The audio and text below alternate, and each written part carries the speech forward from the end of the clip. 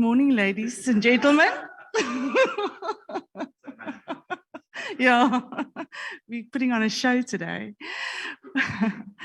Welcome to Astral Foods Limited interim results for the 6 months ended 31st of March 2022. We will not be giving you the budget today, unfortunately, but a special welcome to Dr. Tiens Elof, Chairman of Astral, and happy birthday, Tiens. Chris is today joined by a team, and so you will see today Don Ferreira, CFO, won't be presenting. We're giving the other D. Ferreira the chance to show his feathers. Then we've got Gary Arnold, Group COO. We've got Obed Lukele, he's MD Poultry Agriculture. We've got Michael Schmidt, he is MD Feed. And then we've got Frans van Heerden, and he is MD Poultry Commercial. And then we've got some other Astral guys in the audience as well. Just a couple of household rules. If you want to ask a question, can I ask you to just wait for the microphone, and I will bring it to you, because otherwise no one will be able to hear your question. And then also the Q&A will be after the presentation. And I would like to hand over to Chris to take you through an excellent set of results. Thank you, Chris. Thank you, Marlies. And what happens when somebody steals your opening line, I have to, Tiens, welcome, and also happy birthday to you. Also, I have my team here, Gary, Dries, so Marlies. I've got nothing to say except welcome and thank you for taking interest in Astral. It's absolutely great, and it was very necessary for Astral to come down and make one-on-one contact again. A lot of people said it's not good, people won't join you, but we wanted to come because we know over the years we've built very good relationships by meeting eye to eye. So thank you for those. There's a couple of young and new faces. Great, thank you for that. And then there's the old stalwarts here, and I can see 4 of them. But welcome. We're going to go through the results. Myself will present the upfront part. Gary will do the operational side. Dries Ferreira, also a D. Ferreira, Don Dries. It's the only way we could save on admin cost is to get somebody with the same initials. Then I'll talk a bit about the strategic matters and the outlook. We have also bring on 1 or 2 new slides, and you can give us an indication if it's of any value to you. And that was over the past 2 years, people started to ask different kind of questions. We thought we'll build something on that. So when we get to them, we'll try and talk through it. But once again, thank you for taking Astral. We hope to be out of here by 12. So the salient points for the group, we all know that raw material increased sharply over the period, and we know why. Global fundamentals. Broiler production efficiencies improved, with a net benefit continuing to be realized through the revised feeding program. And we can talk a lot about that, to in part offset the higher broiler cost. There's a net benefit, and I will talk about it a bit later. Poultry margins improved, were partially recovered, not in totality. We still sit with extraordinary costs linked to load shedding, water supply interruptions, and ongoing health protocols. So that's something 3 years ago we didn't have. Now it's there, and it's almost part of your budget. We still have continued high levels of imports, came off 6% year on year. So no massive move as what was suggested at the time by the minister on the higher import tariffs or the anti-dumping tariffs. We know this is an issue.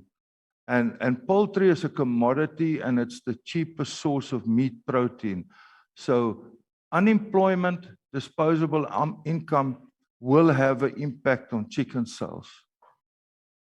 But the social grant is something we don't know what it's doing. But it seems like that 350 Rand, most of it is going towards chicken.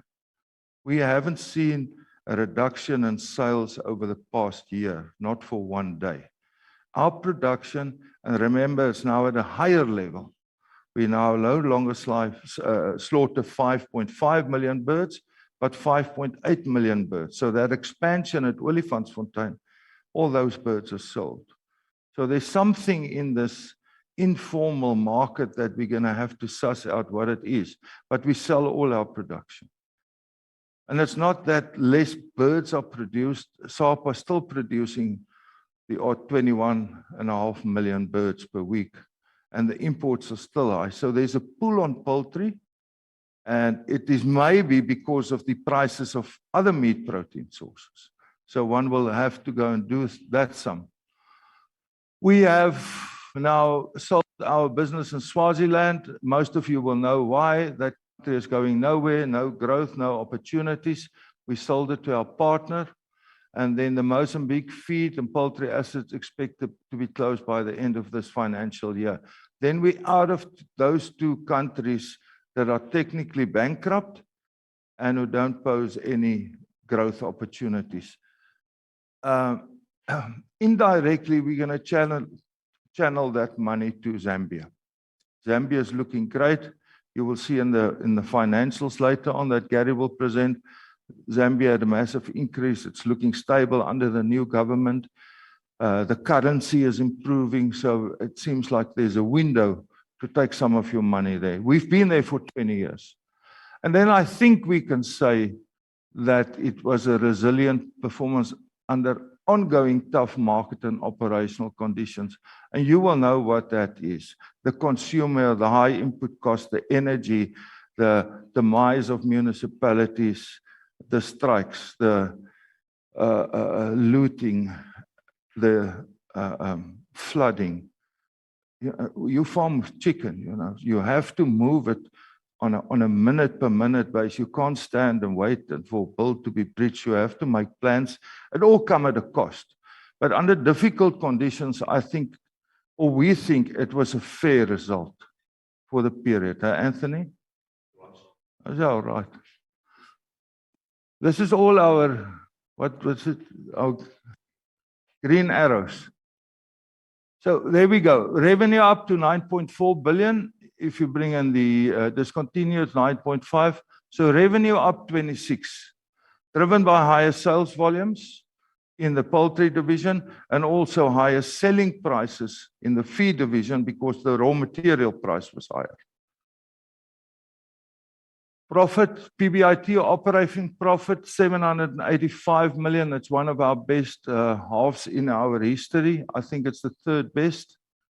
Profit for the period, 562 up 145. Headline earnings, 1420 cents, 130i. And then the surprise based on our affordability. And what's the other one? Solvency. Test we did, we moved away from the 2 times cover, which is our stated strategy. It was discussed at board level. It was agreed by the members that our shareholders should be remunerated for sticking to Astral, and hence almost a 1.8 cover at 790. So I think that was the surprise. Just a quick divisional overview. Feed, raw material cost up sharply. Internal feed requirements increased because we placed more birds. And we also changed our feeding program that made the birds eat slightly more feed. External sales volumes also increased. So that's a good set of results for the feed division. Expenses well controlled. Stable rand per ton margin. If you put that together, I mean, the feed division is like a rock. It's always there. On the poultry side, we changed the feeding program. And that also links to that. The broiler performance improved on top of the fact that we changed the feeding program. And Gary will explain that. Broiler sales volumes increased. Broiler sales prices increased. And all the other things beside non-feed was very well controlled in line with inflation. Zambia, doing well, 40 million of 10 million. Hey, Gary? Compared to 10 million. This is the graph that some of you, if I'm in front of you, please tell me. So for you who don't know the slide, this is actually the story about poultry. So this is not real prices. This is the change in price from on an index. So the yellow is how the price changed versus the prior period. So this price came down versus the previous period. That went up versus that period. So it's the movement. And there you can see that massive spike in the feed prices. Then we introduced our new feeding range, and it actually brought the price of broiler feed down for us, not raw materials, the cost of the feed. And then, of course, right here we had some benefits, and now we see even at that feeding regime, raw material prices are going back up again. But this was a small benefit to Astral that we could bring our feed cost down and not give too much away in our performance efficiencies. The blue line, of course, the change in broiler selling price. And you can see that over a period of time, there were small efforts to try and catch up this yellow line.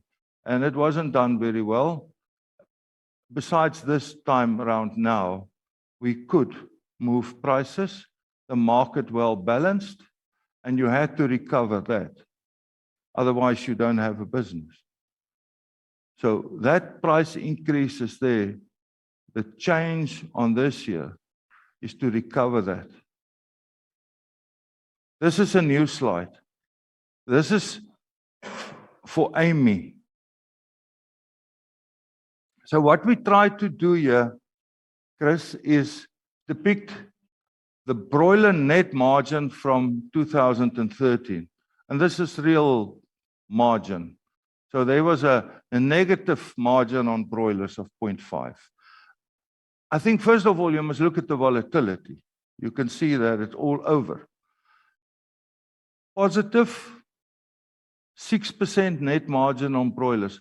But look, it's because the broiler price came down.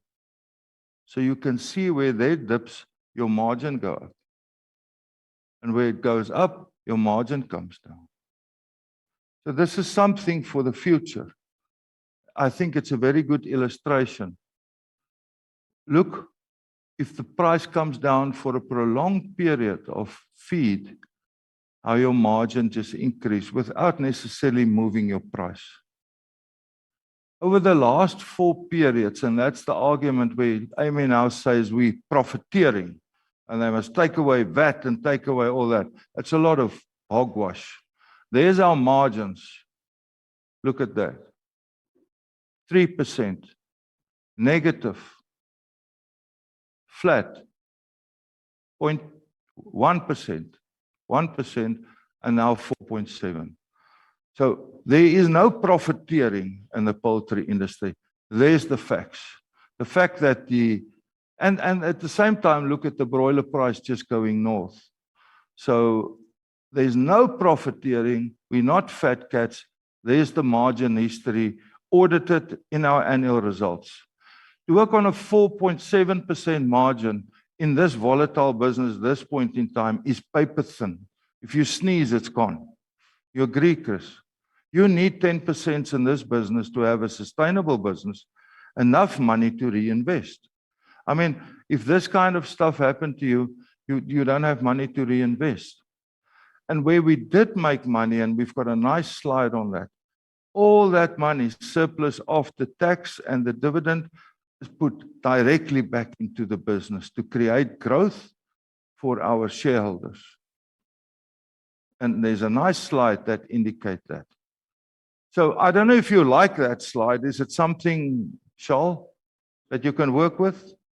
It's a test today. If you don't like it, we chuck it out. Then the waterfall that tells the story of the period. How did we move from 336 million operating profit to 785, which is this jump of 140%? How did it happen? First of all, Anthony, I think this could have been a bit of a surprise to you, is we were very strong and we didn't know that early in the year, how strong we can force prices down. And we did 3 of them and they were all taken up by the retailers. The question is always, if the retailer accepts your price, will the consumer pay it? So you have to wait a month or 2, look at the. And as we stand here today, we sell all our chickens daily and we're a bit short. So those price increases that stick and it worked well. It doesn't make chicken that expensive. It's still the cheapest protein, but at least we can recover our raw material and energy input cost.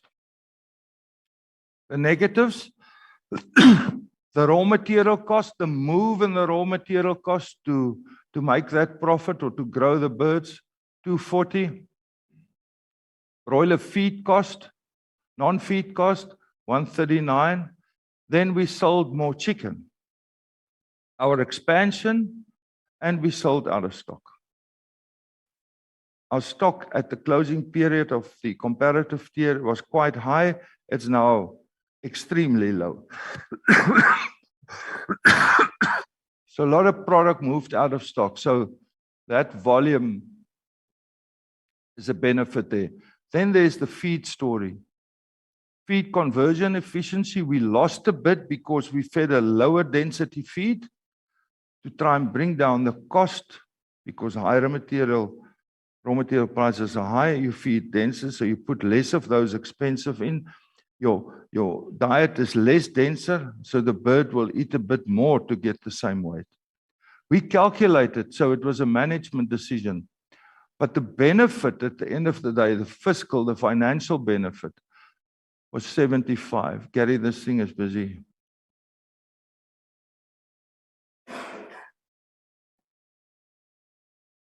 So the net of that was still a 50 million rand benefit. And if you want to know more about the science of that, both Gary and Dr. Obed is here to explain to you. Net benefit 50 million.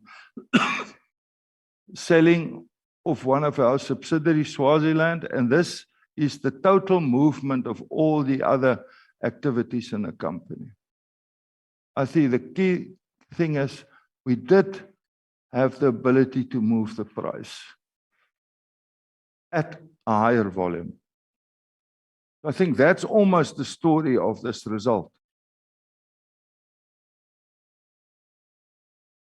Gary will go a bit into the raw materials and then into the operations, and then we'll talk again.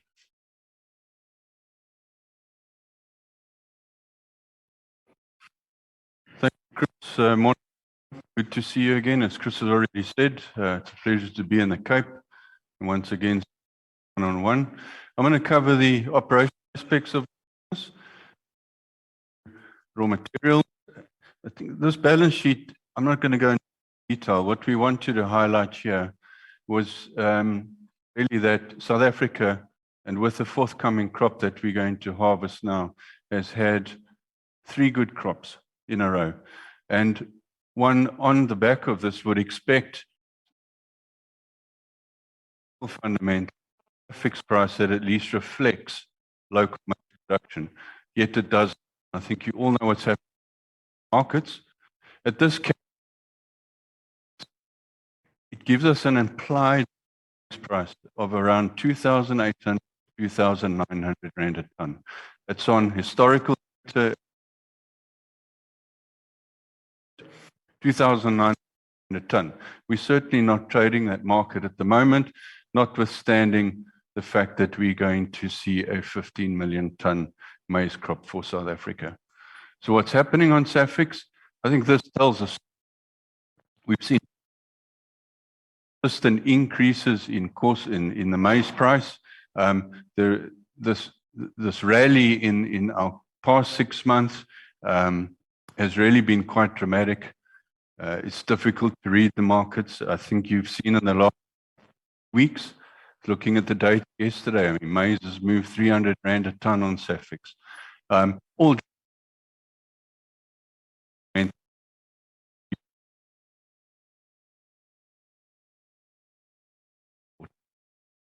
are currently full of wheat. The US is behind, so their planting rate is slow, it's very wet. So a number of factors actually supporting these higher.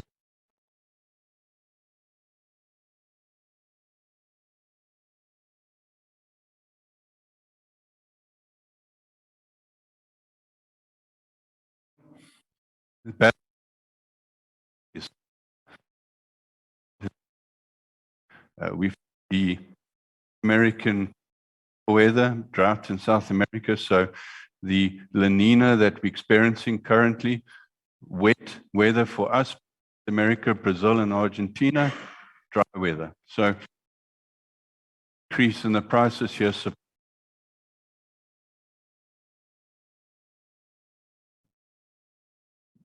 supported by drier weather. Sorry, now my hands are full. I'm going to just put one down.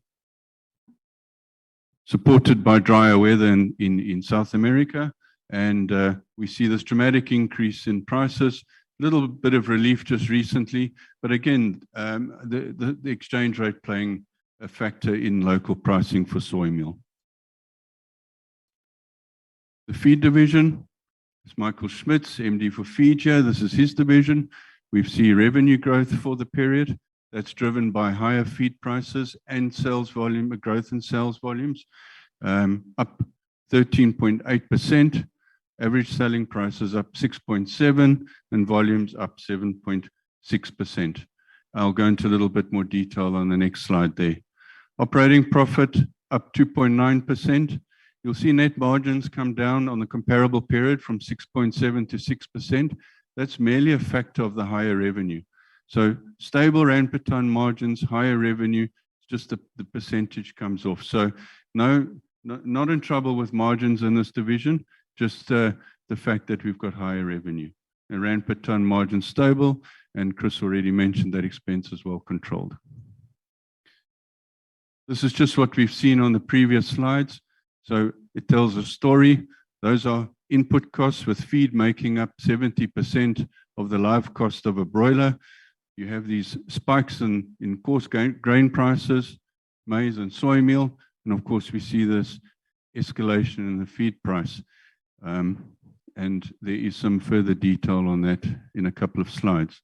Internal sales volume growth driven by the higher slaughter numbers. We've actually produced more birds into the expanded capacity, so we've used more feed to feed those.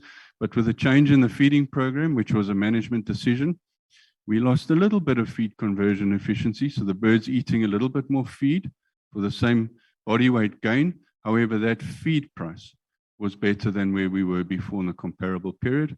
But the raw material costs are catching up again. So the feed price year on year, you'll see in a couple of slides, there's a marginal increase in the feed price, but it was really on the back of the feeding program change, managing that, and then the raw material costs that are coming in. External volumes increased slightly, 2.5%. We've seen increased sales into the pig and poultry sectors, but all livestock sectors under tremendous stress and strain with the feed input costs, and some of them have only just recently managed to get price increases through to their markets, respective markets. We've spoken about the expenses and the stable net margin. Sales mix, you can see that internal requirement for feed up slightly, 62% of our sales mix, up from 647,328 tons to 691,352. So around about 110,000 tons a month of feed that the feed division is producing and selling. The commercial, poultry division commercial, just a consolidated view here for the poultry division. This includes both commercial and agriculture. Revenue up 28.6%, driven by an increase in the sales volumes. Approximately a quarter of that growth in sales volumes was sales out of stock, the balance being the expanded volumes in the new capacity that was commissioned in 2020.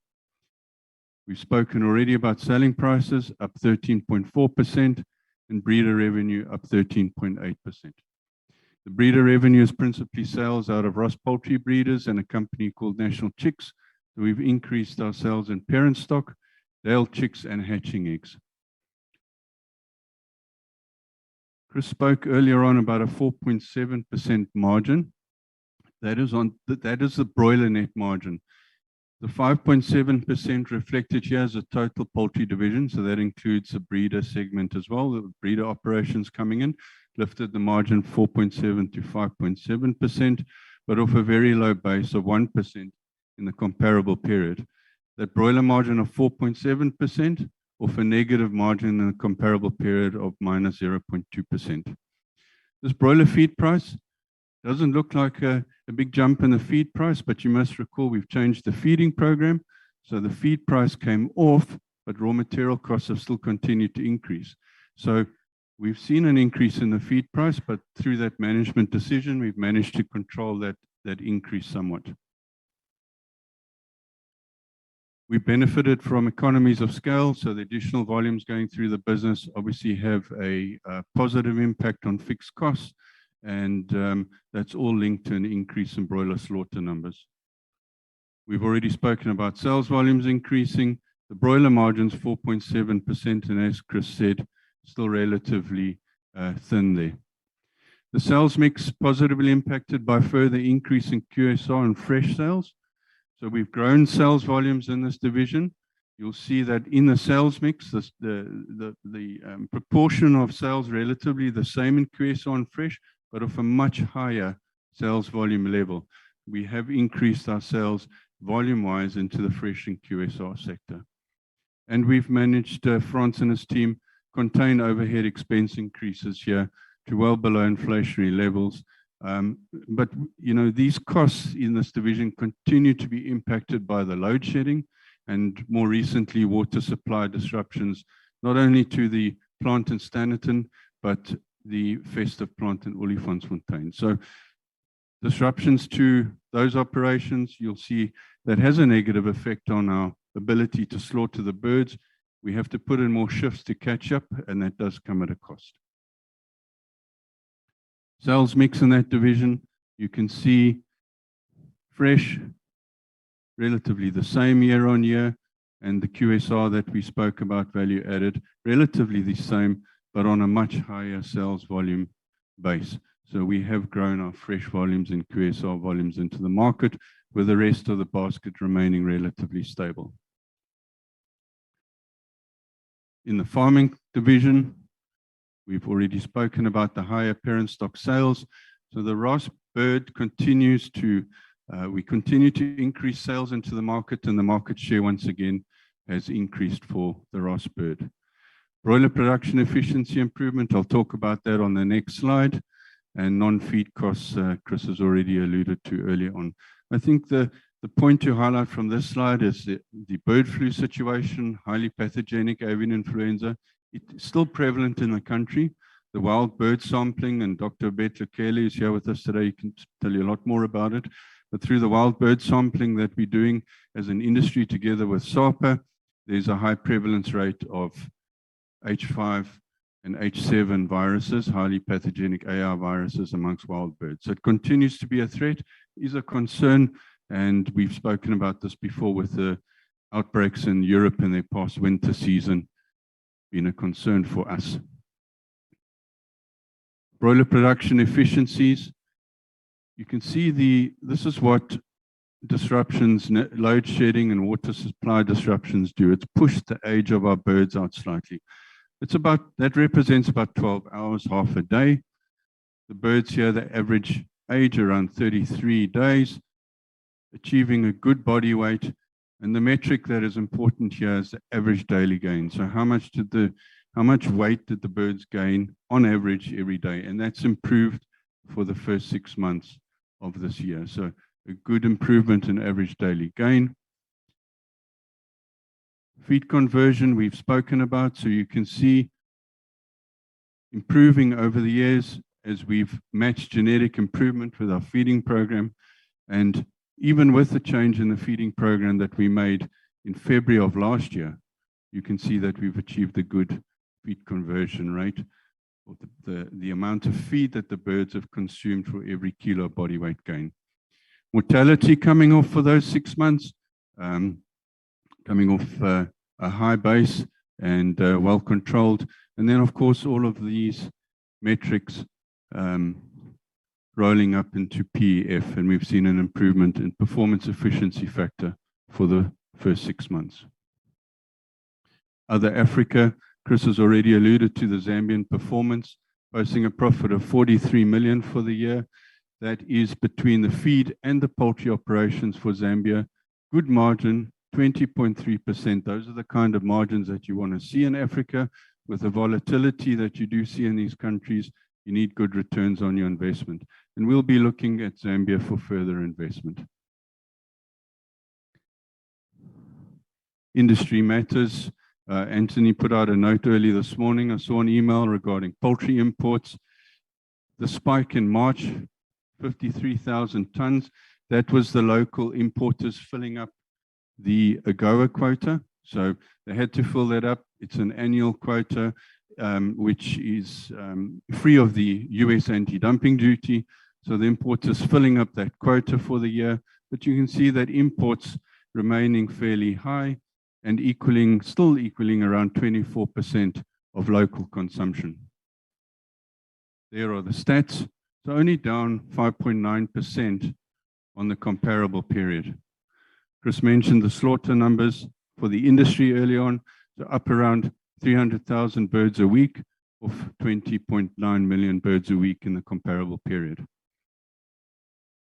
I think the important point is the provisional anti-dumping duties that were promulgated in December. These duties expire in June.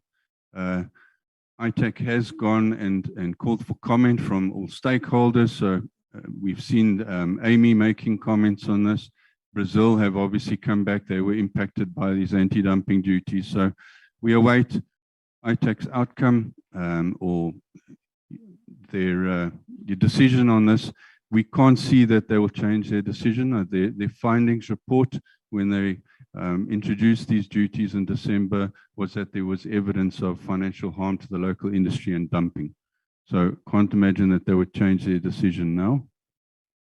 And I'm going to hand over to Dries Ferreira, who will take you through the financials. Thank you very much. Thank you, Chris. Morning, everyone. I'll be taking you through the finance for Astral, just to pull everything together from a group perspective. Just maybe unnecessary reminder, but this is the income statement for the group as an integrated poultry producer, which resulted in turnover up 26% at 9.4 billion rand. What's interesting there is that the poultry division makes up 82% of that revenue. That converted into a profit number of 762 million at operating level, which is up strongly at 127%. We've got the profit from the disposal of Swaziland in at 23 million, giving us a net margin of 8.3% for the group. There's no real surprises in the rest of the P&L. I'd like to jump to the EPS and the HEPS. The EPS up 146%, and the headline earnings being up 138% at 14.20 rand. The main difference between these two is the net gain made on the disposal of Swaziland. Just to point out that we are actually comparing H1 2021 compared to H1 2022. You will see that the revenue for the group increased, made almost a step change from this point, and this mainly reflects the flow through of the increased volume that the group invested in, the processing plants, and that volume is starting to come through the business. What also supports that revenue growth is the theme that we picked up in the presentation up to now, is the strong push on the costs on the soft commodities that's starting to filter into the selling prices. So that's clearly being recovered from the market also, which is important in resulting in the 8.3% net margin that we've got there. It's interesting to see the step from the 4.5, the 336 to the 8.3% there, mainly as a result of better efficiencies and cost recoveries. Also, maybe just pointing out that we did in the past make good margins in the 2018 financial year, and that profits, as Chris pointed out, was reinvested in the business. That created the platform to be able to grow volumes for the group. On the feed, also again, comparing this first half 2021 to the first half 2022, you can see there's a strong increase in the revenue here.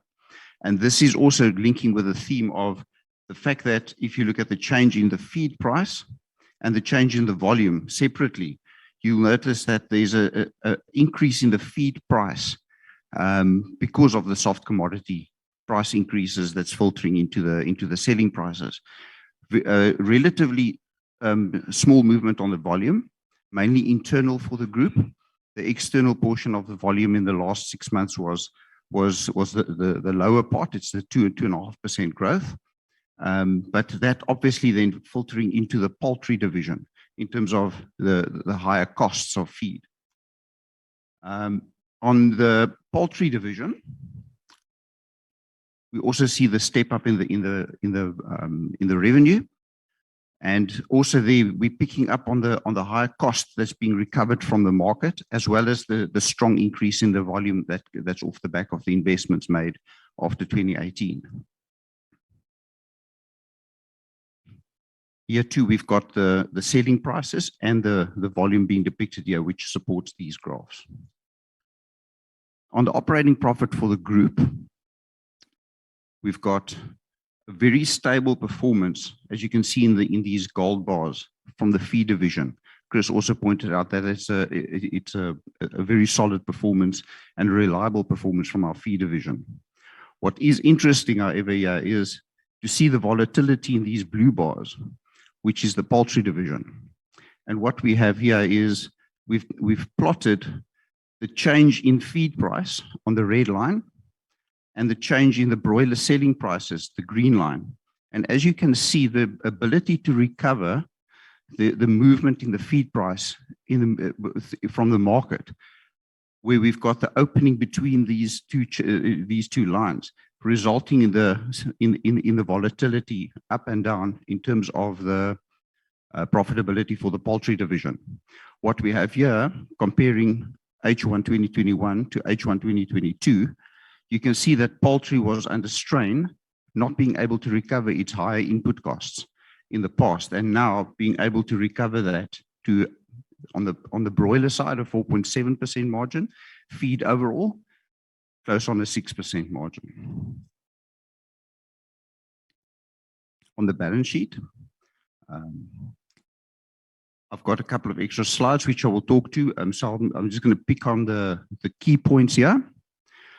On the non-current assets, excluding right of use, and we've got right of use assets separately lined up here.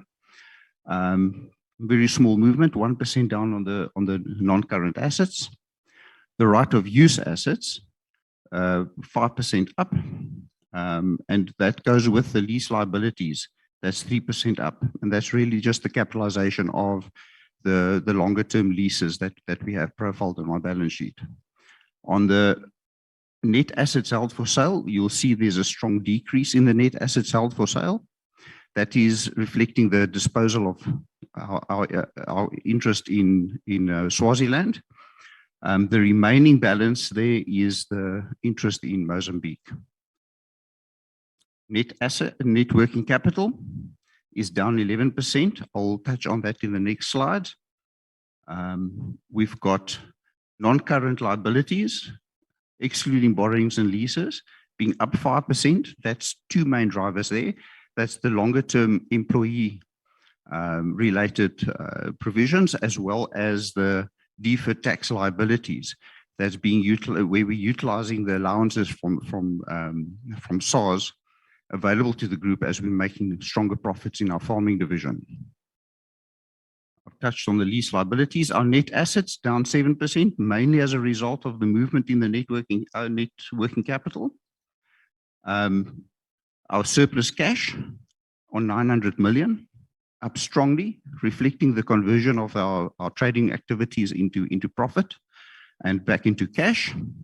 and the equity net movement of from 4.1 billion to 4.5 billion, reflecting the profits less the dividends that we made in the last 6 months. Just to unpack the non-current assets, there's 3 components to take note of here. Firstly, depreciation and amortization, which reduces the carry value of our non-current assets at 162 million, somewhat down from the comparable period at 213. The main movement there being the right of use assets depreciation that's come off in a transitionary phase where we're changing some of our larger contracts. That run rate is expected to pick up again to the normalized run rate from the second half. CapEx spend is a bit, it reflects on the lower end at 90 million compared to 121 million. Here we are dealing with just some timing issues on our CapEx.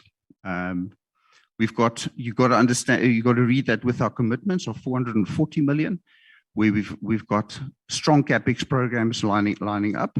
So we've got most of this that will be spent in the next couple of months, but also some of that will flow into the next financial year.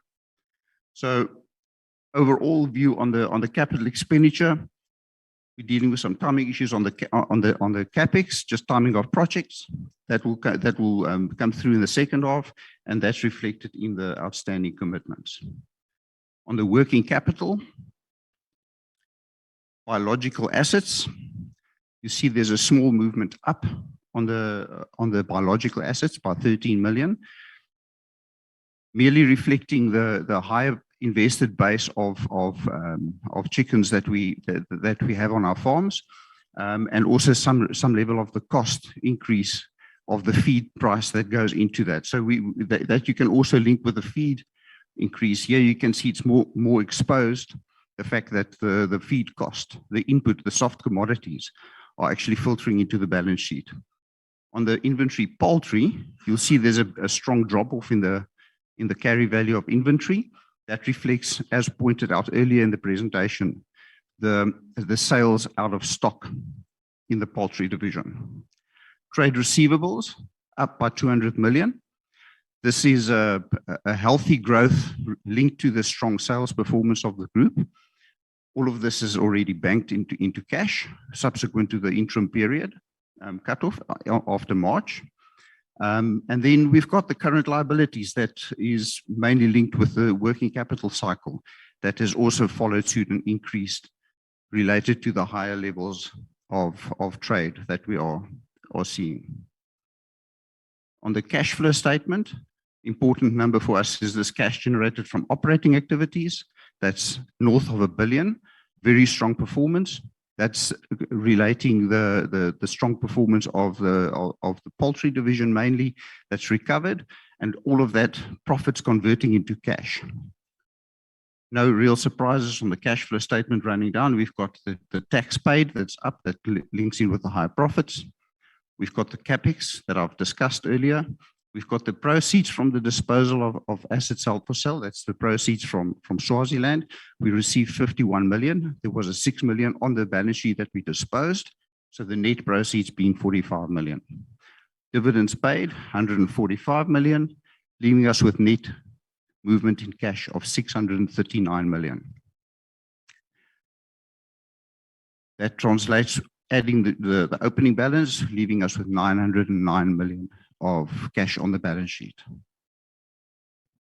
So in summary, the theme that's been flowing through the income statement and the balance sheet for the group is better trading environment for Astral, pick up in sales volumes, pick up a recovery of costs from the market, translating into good profits, those profits converting into cash, some of it being invested into CapEx, leaving the group in a position to declare a dividend of 7.90 rand per share. Thank you. I'd like to hand back to Chris. How do you think he did on that? Was he comfortable? Eh? Did you follow him, Chris? I lost him twice there. But well done, Dries. Just a bit on strategy. Sometimes we talk strategy and you think, yeah, they say best cost. But this year we did a quite a detailed exercise from an academic point of view, presented it to our board, where this comes from. And this is all textbook stuff. And remember the old Michael Porter books?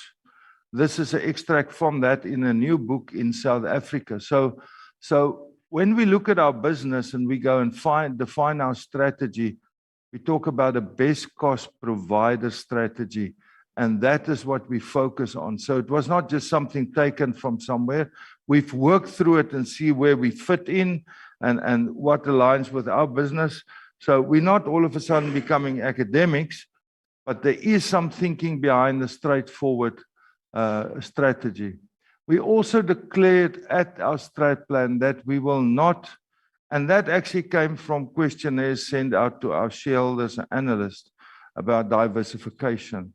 And everybody said, no, you try and do what you do best. We will diversify if we want to in our portfolios. So I had to put that to the board that there is no requirement or need or pressure to move away from poultry into other disciplines. So that is there for the next 3 years. The defined strategy is that we studies to the best cost integrated poultry producers in selected South African countries. And this was confirmed now in March 2000. So that's there. If you had doubts about where we're going with your business, we're going to try and do what we do every day and try and improve every day on that. This is a new slide. This is actually for you as the shareholders. You see us talking about capex and volume growth. So this is an illustration, and it was not easy to do this graph, but it's here, and we'll keep on doing. That was our volumes in 2001, 1.5 million birds per week. We're now at 6 million birds a week. You see? So that's how we've grown. This is your money, the capex that we invested and applied. And there's all the projects to get that volumes. So we talk about the CEO's job as one of the key things is capital allocation. What we want to prove here is the capital that we did allocate with support from the board gave us that growth, took us into by far the #1 poultry producers in South Africa. So your money spent on projects that not one of that projects had a payback of more than 4 years. It was all 3.1, some was 2 years. And there's still a couple more to come in the near future. So we spend your money, just go back. We spend the money on capacity and efficiencies. There's the volumes. And in the figures of today, you saw that we're selling that volumes at a fair margin. So yeah, I hope it will help somehow. Just to give you a bit of comfort what we do with your capital. Strategic update. Investment program has continuously created new jobs in the group. I think we're all responsible to create new permanent jobs. What we also said at the strategic plan presented to the board is if we don't do anything more, if we don't spend 1 cent on capacity, by April 2023, the company will fire on all 8 cylinders, running full capacity at 6.2 million birds. So that's it there. Is it done or not? You know, there we've. But subsequent to that, we agreed there's a couple of programs after that to try and further increase our capacity. Because the key thing is, and I think we say it here, the more birds we sell, the more benefit right through your integration. Sell more feed, you breed more Ross birds, you rear more, you do that, your labs work at full capacity. So one more bird sold benefits the whole integration. So my job is to keep on growing the top line. And you do that in two ways, and volumes and a decent price, selling price. So if we don't do anything, that's the situation. Now almost double that of Rainbow. And when you go to that, no, don't.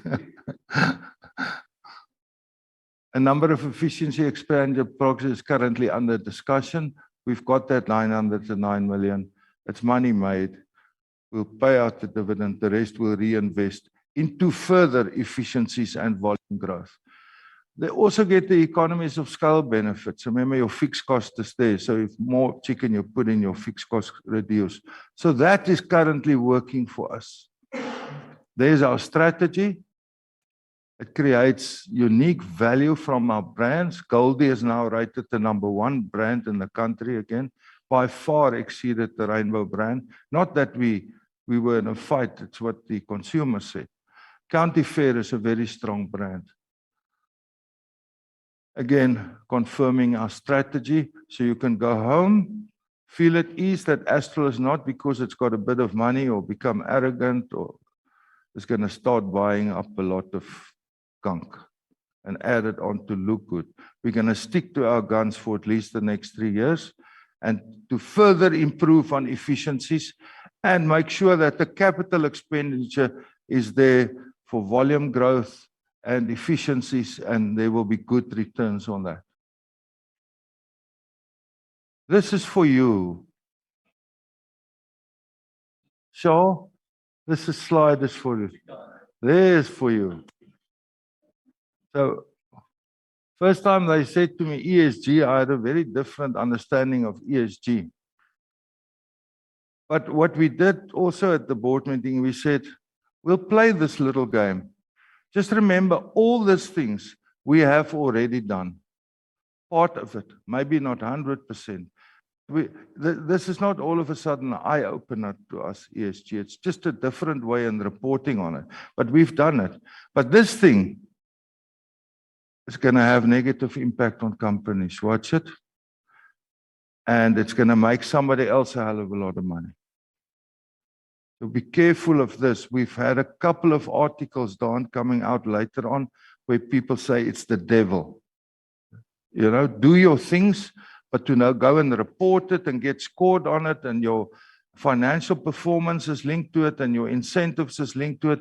People are going to do the wrong things for the wrong reason. And we've seen that in 1 or 2 companies that are actually in trouble because they focus too much on ESG.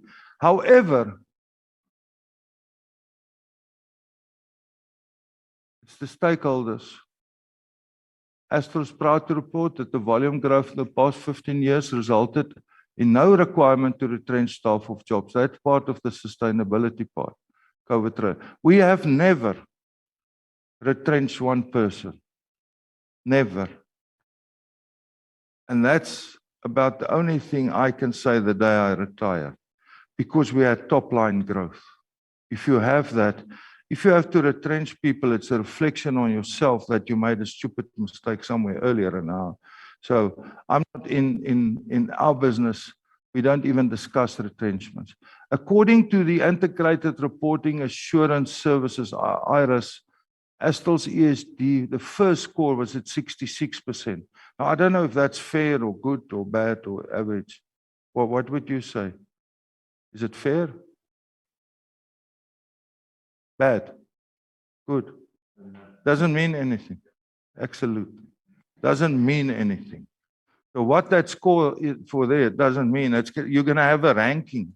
And people are going to be ranked and then say, okay, I'm #1, I'm #3. But what does it mean in your business? So what we're going to do, we will now spend some of your money. We'll cut the dividend. We'll take that money and appoint a service provider, Mervyn King's nephew,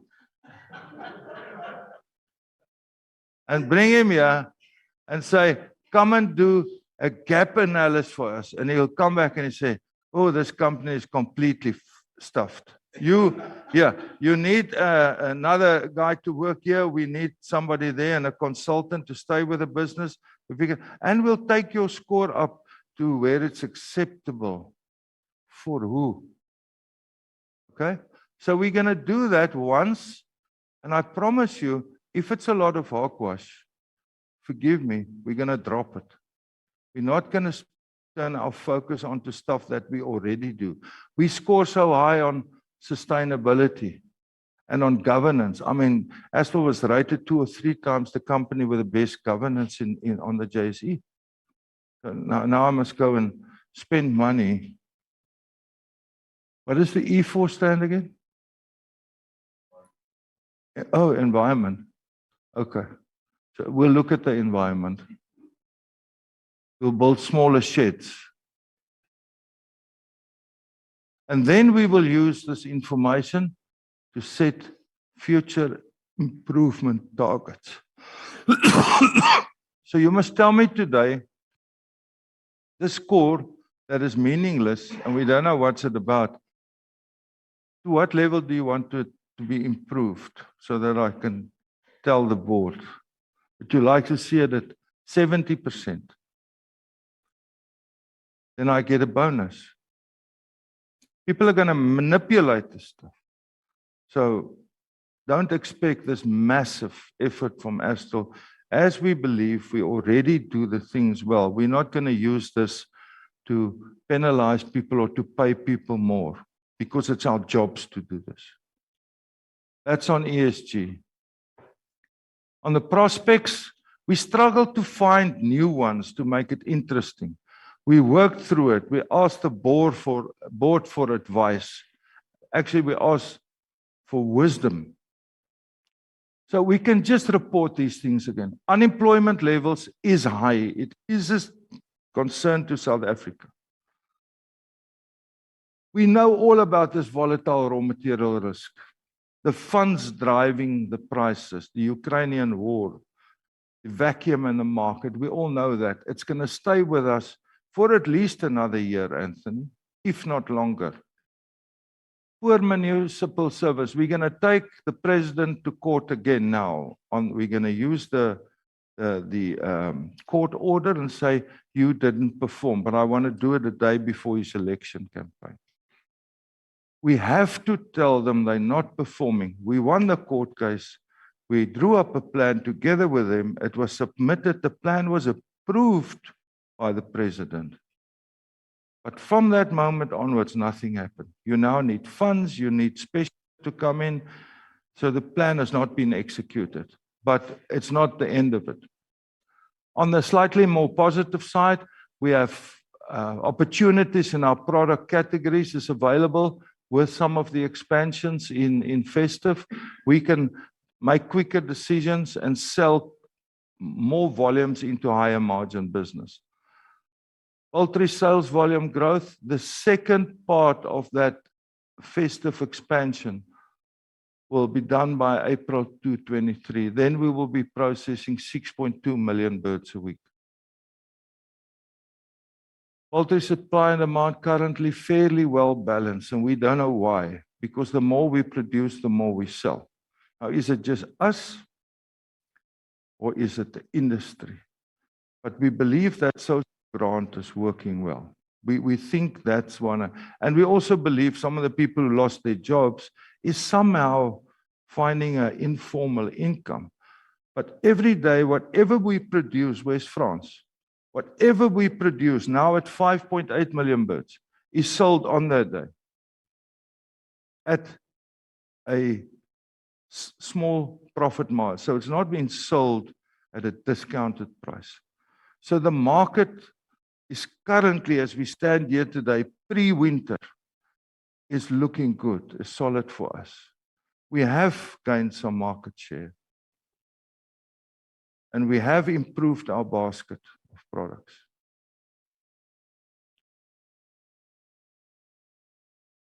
That's the story from Astral. Once again, thank you for taking interest. It was spot on the hour.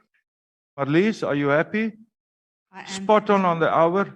We appreciate you coming here. If there's any questions that you want to ask here, we'll try and answer them. If not, you can just drop it to us and we'll come back to you. I know there's some people who've got secret questions. who don't want the rest of the room to hear their wisdom. You can just forward those to us and we'll try and answer you the best we can as soon as we can. We're still around for one-on-ones this afternoon, and tomorrow morning we're moving out at about 12 o'clock, doing the same presentation to our staff, and then Thursday a couple of operational visits. So we are around. You will get an answer from us if you want to email us, maybe to Marlies. She can put it together, we'll come back with you within 24 hours. If you have questions here, we'll try our best to answer them. Thank you, Chris. Just a reminder, you have to use the mic, please. Are there any questions? Oh, good. Thank you. My name is Pelele Mdudu from Matrix Fund Managers. Thank you for a very good set of results. We really appreciate it, and capital allocation. Just a few questions on raw material prices. I mean, you've shown that slide 9, which is a newer one that you've basically spoken about. I just want to hear your views, and also whether the company and the views are regarding hedging as well, because at these higher prices, I guess probably you're not hedged, because you're talking about that if you are expecting these bumper crops, the prices locally should have been around 2.8, 2.9 versus where they are now. So that's the first thing that I want to know. Gary?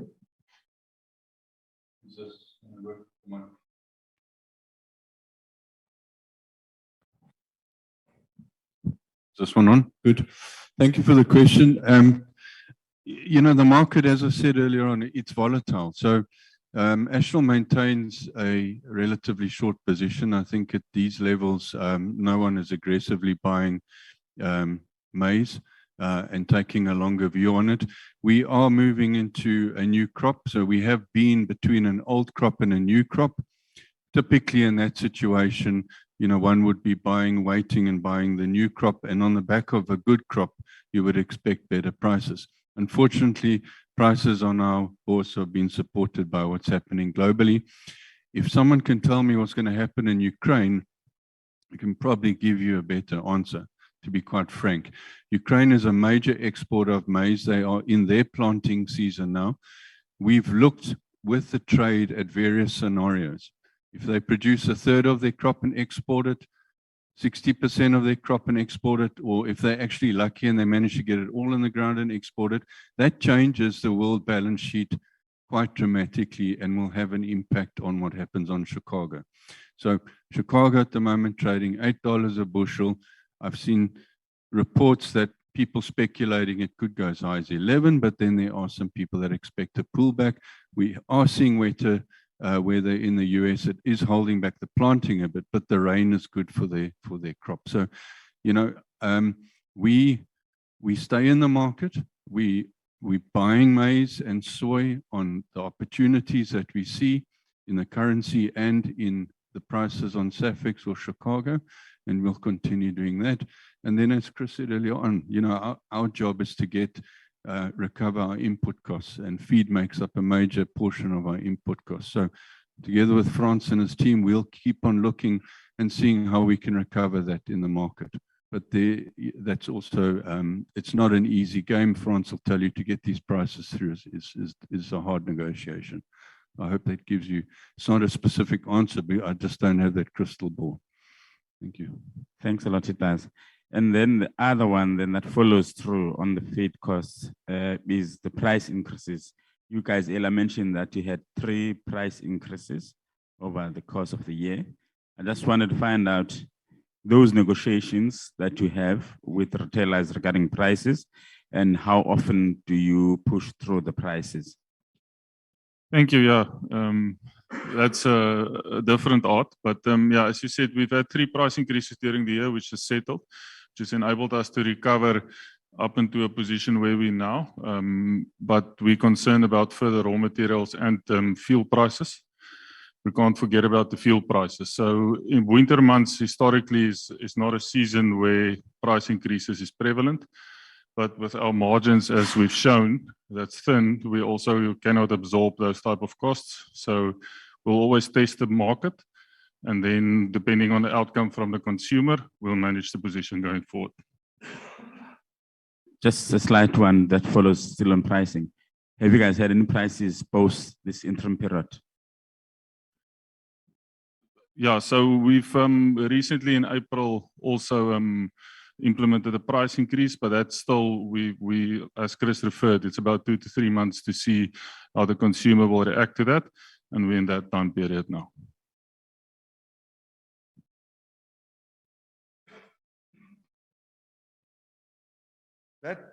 That price increase was to cover our input cost for the third quarter. And that could maybe happen, but what happens beyond that in the fourth quarter with raw materials, we will have to take a different view. Is that the questions? Hey? The first one is from David Fraser. Morning all, congrats on good set results. Please can you indicate current capacity utilization in both the broiler and feed divisions? Yes, I can.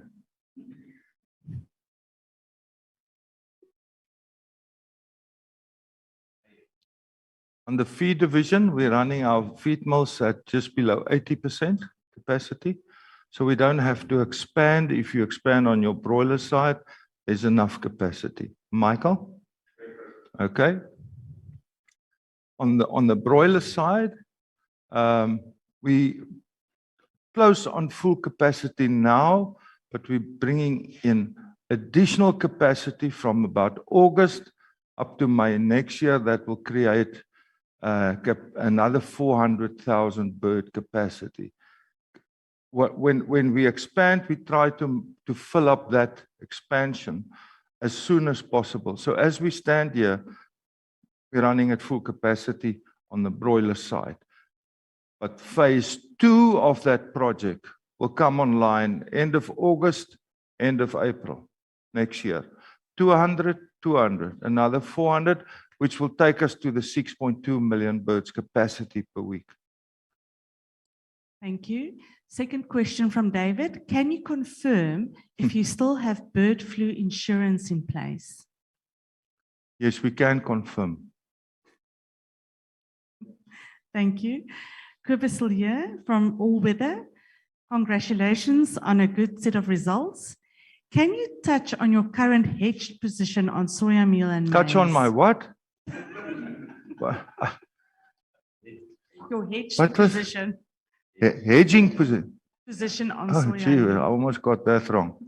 Gary, hedging?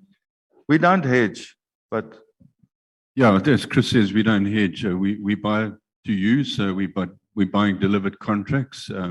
As I said earlier on, we're maintaining in this market, in this environment, as short a position as we can. You're not going to go long at these levels. I mean, yellow maize yesterday, or this morning, trading at 4,900 Rand a ton. We haven't seen prices like that. So certainly with the prospects of a good local crop, and again, what happens with Ukraine, I think it would be pure speculation to take any different position right now other than our board mandate and the strategy which is agreed to by our procurement committee. one should remember that all of a sudden, the whole poultry fraternity across the globe is in the same position because all local markets are trending Chicago. So there's no, what do you call it, Gary? Detachment or decoupling. So currently, every producer in the world is paying the same price for his maize input cost, except in those three, in the Western Europe, North America, and in Brazil, where they are subsidized when prices go beyond a certain level. And they are also the countries that dump. It's because they're subsidized. But everybody more or less is in the same boat. Traders, in fact, in January and February expected our local market to decouple from Chicago with the prospects of a good crop. That didn't happen. But That Anthony surprised disagreed everyone. from day one. You did, eh?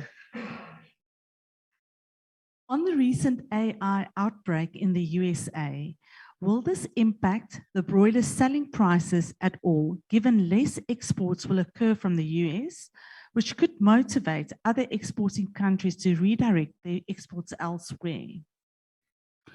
So far we've seen the South African government prohibit exports from one state in the US. I think it's Idaho, a bit. Utah, yeah. So they've stopped exports from Utah. Look, AI is spreading around the US. It is a very real threat to them as well. So if more states are added, it will depend on the outbreaks. But one state so far has been blocked. Europe, as you know, was blocked because the prevalence rate there is very high in all those countries exporting. So our government has acted swiftly when they've needed to stop exports from AI prevalent countries. Thank you. Another question from David Fraser. Administrative expenses moved up more than 50%. Can you confirm this move is driven by the raising of staff incentives, or is there any other large movements in this line items we should be aware of? Thank you. Thank you for the question. I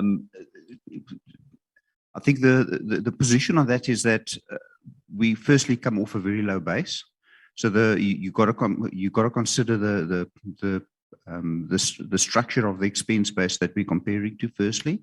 Secondly, yes, it's a volatile income statement that we're dealing with. So what links in with that is obviously the staff incentive structures is a large component of the movement in the costs. And but that's all linked in with the remuneration policies that's also clearly defined in the integrated report. Thank you. Shantae Kane from Excelsior Capital. Thank you to the Astral team for the presentation. The results are looking really good. Is there any reason to believe that H2 will be weaker than H1? And can you please elaborate on your answer? Gary, do you have a copy of the budget there? Look, remember what we said at the AGM. It's going to be difficult. We don't know if we can recover price. You simply don't. Then you go and try and you get it. You go again and you get it, and you do a third one, you get it. How many of these can you do? If you look at the third quarter, I think it will be fairly in line with what we've seen in the first half, because we already bought that maize long before this long spike. The hefty price tag on raw materials now, we'll only see in our fourth quarter. So are we going to be in a position to recover that spike with pricing in July, which is in the middle of winter? That remains a bit of a question if we will have that ability. We had a price increase now that will cover the increase in this third quarter or the first half of the second half. The fourth quarter is a bit of a, it's got a question around it. Massive spike in input cost and energy. And we're not sure if we're going to be able to go to the market with a R1.50 price and they take it and everybody is happy. Because the winter is a bit of a difficult month. So I can't tell you more than that because I simply don't know if we're going to have the ability to move the price in the fourth quarter. But for the third quarter, I think fairly okay, fairly in line with what happened in the first two quarters. Thank you. Kobus still here. On your QSR customers, is the outlook for the volumes of these customers much stronger in H2 versus H1?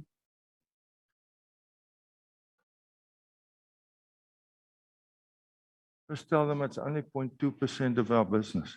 Yeah, thank you, Kobus. Yeah, as Chris mentioned, it's about 7% of our business. So the impact on volumes and volatility in our business is managed to a degree. It's a fairly consistent market sphere. So between winter and summer, or let's say seasonality, we see the same demand from the market.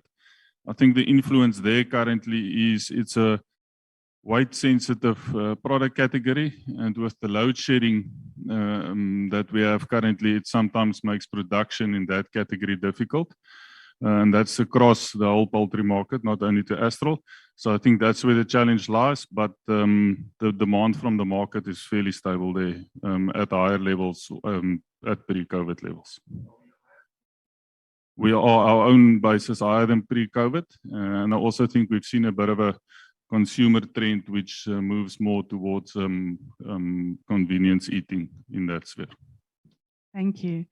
Shante Kane, how has the company's profits been affected by brining regulations?